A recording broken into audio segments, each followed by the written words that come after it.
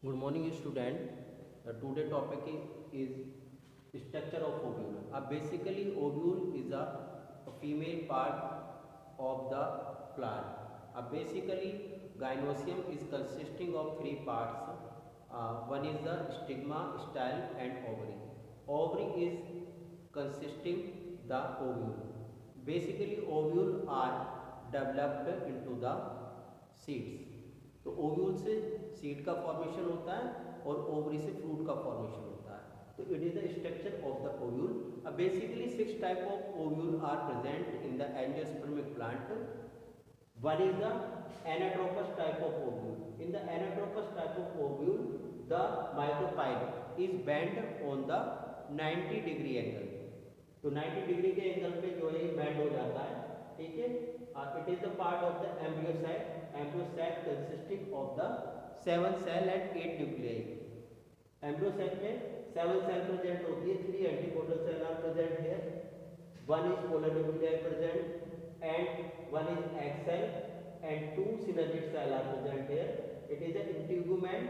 It is a protective covering on the embryo sac. Funicle is known as the placental part of the ovule, and hilum is a junction of the ovule which generally joins the both part. Chalala is the opposite end of the micropyle. So it is the structure of the ovule. Ovule basically convert into the seeds after the fertilization. And next topic is pollination. The transfer of pollen from anther to stigma is called the pollination.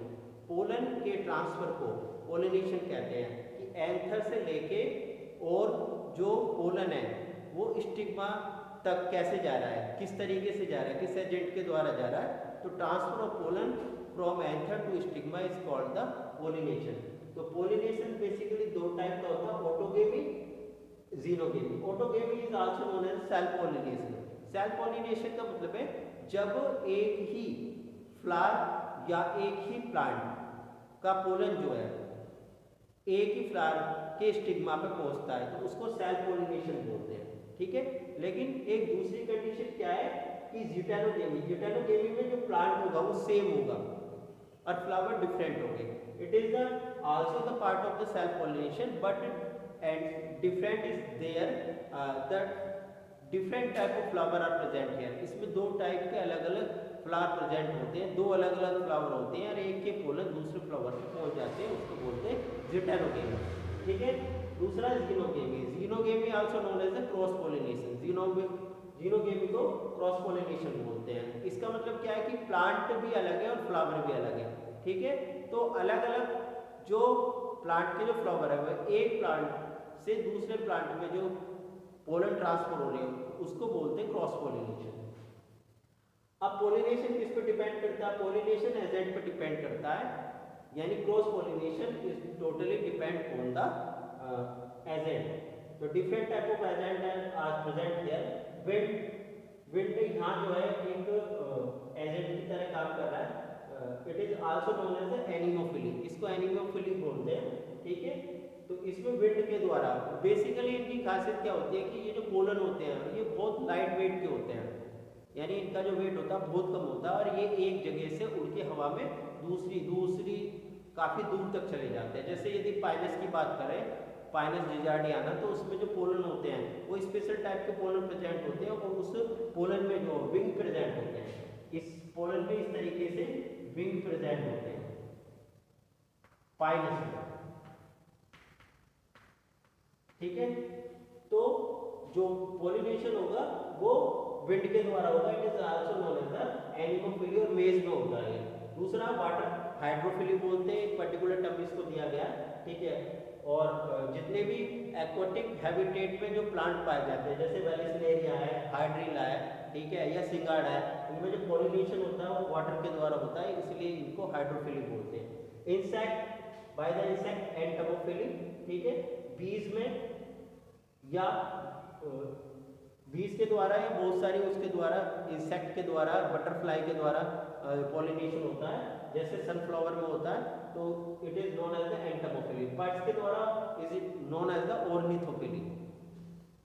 Mammals के द्वारा, ठीक है। It is also known as a zoophily, इसको बोलते हैं zoophily.